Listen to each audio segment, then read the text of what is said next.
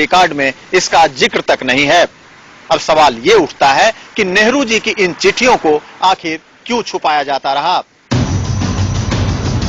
भारत की सरकार, संसद और नागरिक सब इन दो चिट्ठियों और इसके मजमून से अनजान थे। इस बात का दावा हमने लाल बहादुर शास्त्री के संसद में दिए गए बयान की बिना पर किया है। 1965 में राज्यसभा सांसद सुधीर घोष ने सवाल किया था, क्या भारत ने चीन भारत युद्ध के दौरान अमेरिका से मदद के तौर पर अपना जहाजी बेड़ा बंगाल की खाड़ी में भेजने की मांग की थी?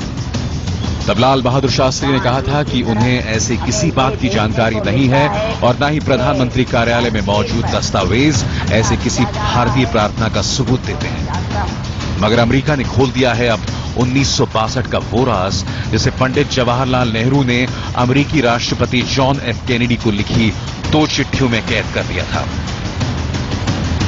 ये चिट्ठियां नेहरू जी ने अमेरिकी राष्ट्रपति जॉन एफ कैनेडी को कुछ घंटों के अंतर में लिखी थी।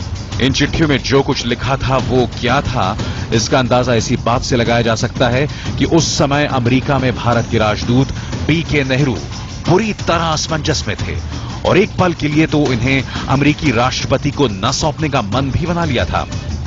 पीके नेहरू, जो कि जवाहरलाल नेहरू के चचेरे भाई भी थे, ने आखिर इन चिट्ठियों में ऐसा क्या पढ़ लिया था कि वो प्रधानमंत्री का संदेश अमेरिकी राष्ट्रपति को देने में हिचकिचा रहे थे।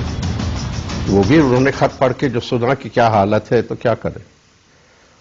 उनको तो टाइम भी नहीं थी, वहां रात होने वाली थी जब उसको पहुंचा था, तो और डिटेल में पूछने के भी टाइम नहीं था। जहां तक मुझे याद है बड़ी देर रात को उन्होंने व्हाइट हाउस में जाके डिलीवर किया था।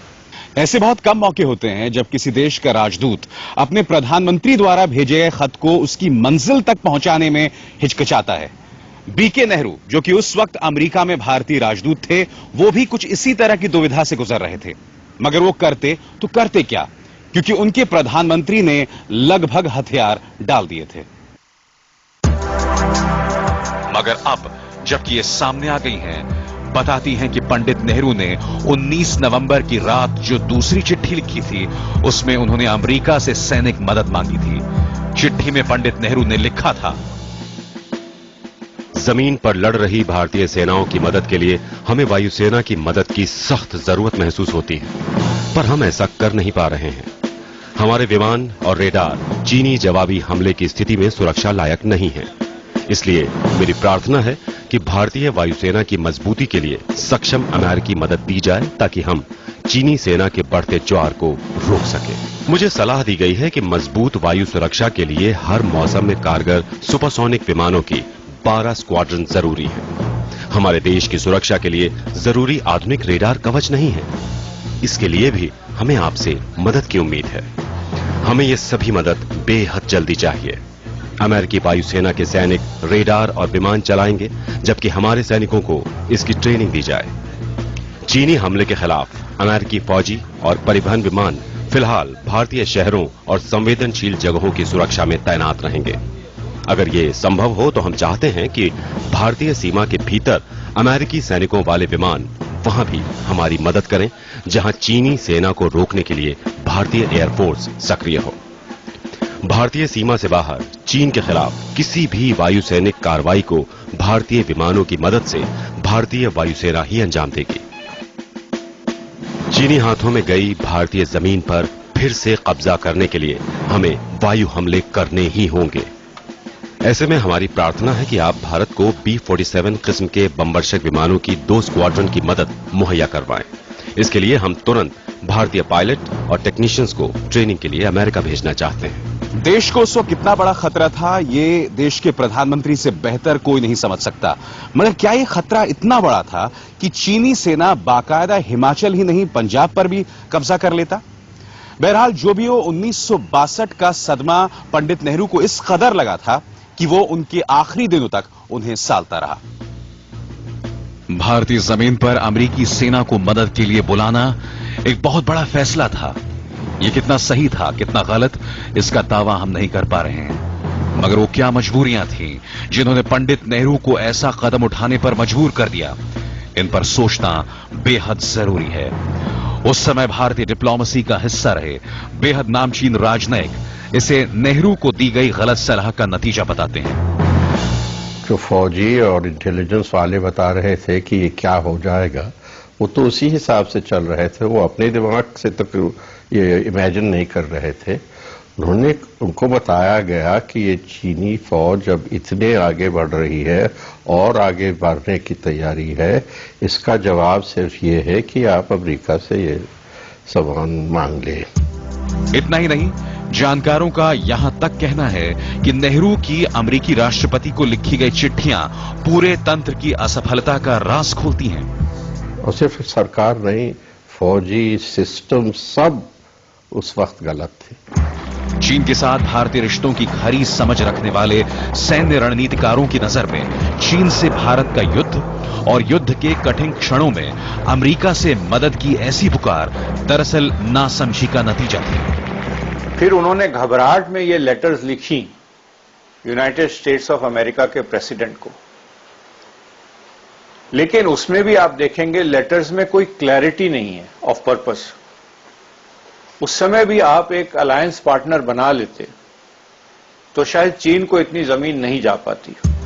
भारत चीन युद्ध पर गंभीर अध्ययन करने वाले जानकार मानते हैं कि ऐसी मदद की गुहार भारतीय वायुसेना की क्षमताओं को कम कर आंकने का नतीजा थी।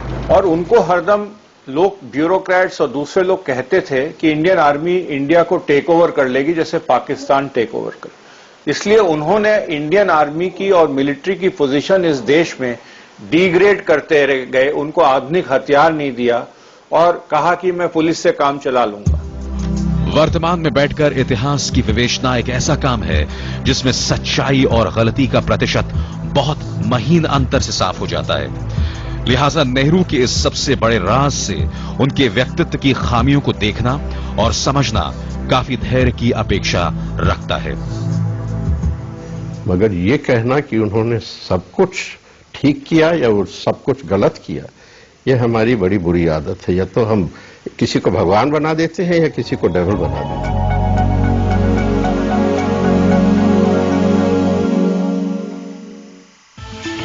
आज तक रात 9 बजे के प्रायोजक हैं सैमसंग 3D LED।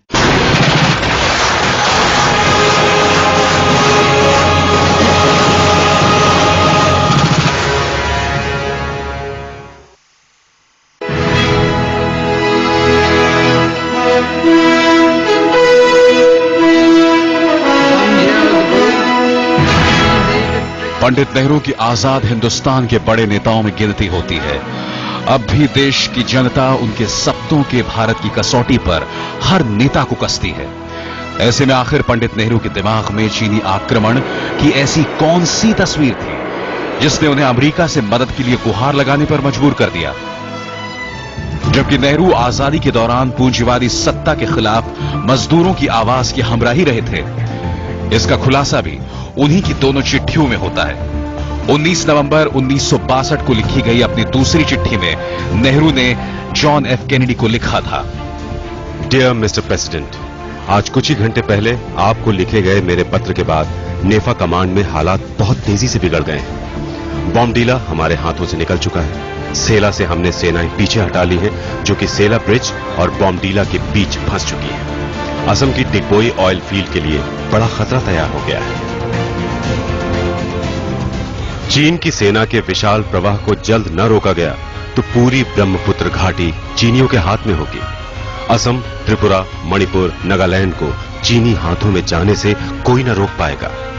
चीन ने सिक्किम और भूटान के बीच चुम्बी वैली में बड़ी तादाद में सेना तैनात की है। इस दिशा से भी बड़ा हमला हो सकता है। तिब्बत से सटे भारत के उत्तर पश्चिमी हिस्से उत्तर प्रदेश, पंजाब, हिमाचल प्रदेश को भी भारी खतरा है। लद्दाख के चुशुल में भारी चीनी हमला है।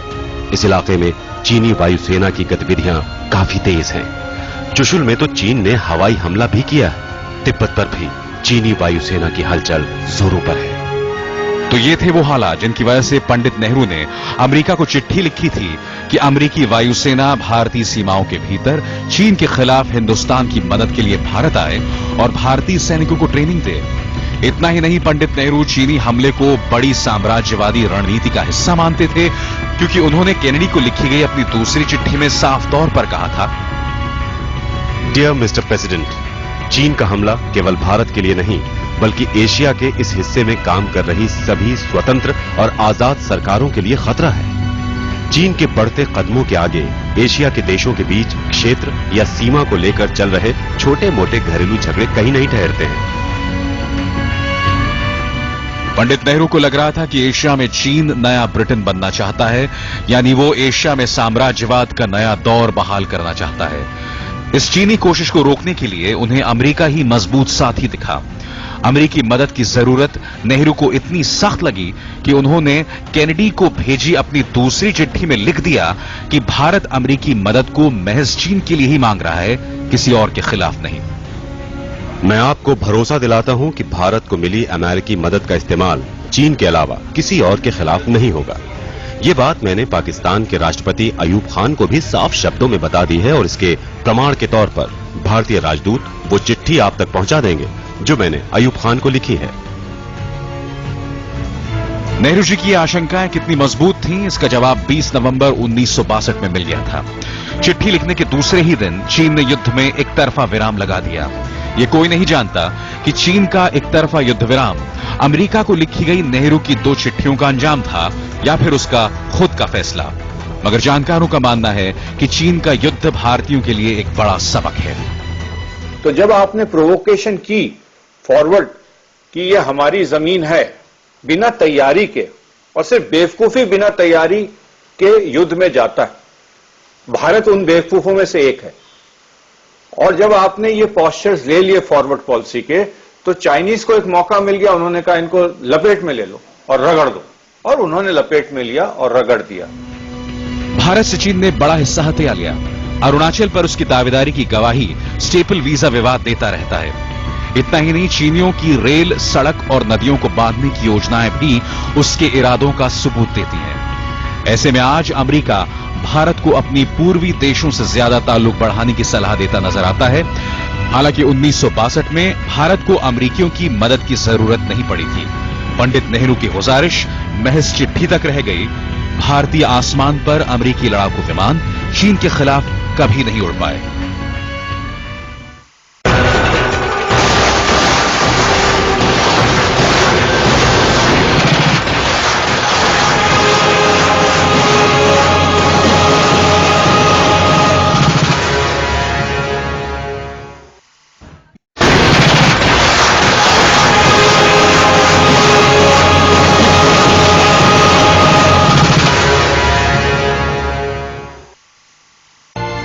उन्नीस से 1962 के बीच इस सीमा रेखा के इर्द गिर्द 2 महत्वपूर्ण घटनाएं हुई। एक चीन के खिलाफ तिब्बत में विद्रोह और तिब्बती नेता दलाई लामा को भारत में शरण। दूसरा, एलओसी के इर्द गिर्द भारतीय सेनाओं की फॉरवर्ड पोस्टिंग। ये वो भारतीय इलाका है जिस पर 1959 में चीनी नेता शाओ एनलाई अपना दावा जता चुके थे। 20 अक्टूबर 1962 में चीनियों ने लद्दाख में जंग की शुरुआत की। भारत की प्रतिक्रिया और दुनिया में चर्चे के चलते हमले को बीच में हल्का कर दिया गया। शाओ एनलाई ने सीमा विवाद निपटाने के लिए भारत को 3 सूत्रीय फॉर्मूला दिया, मगर नेहरू जी ने 14 नवंबर के संसदीय भाषण में उसे ठुकरा दिया। इस पर चीन ने हमला बहुत तेज कर दिया। इसका जिक्र नेहरू ने राष्ट्रपति केनेडी को लिखे अपने पहले खत में भी किया है। डियर मिस्टर प्रेसिडेंट, 14 नवंबर को जब से संसद में मैंने चाउ एन लाई के 3 सूत्रीय प्रस्ताव को ठुकराया है, चीन ने पूरी तैयारी हमले में झोंक दी है। नेफा के बॉम्ब डीला में भारतीय सेनाएं रियर गार्ड एक्शन में मुकाबला कर रही हैं। मैं नहीं जानता कि उसमें से कितने टेक्सपुर पहुंच पाएंगे।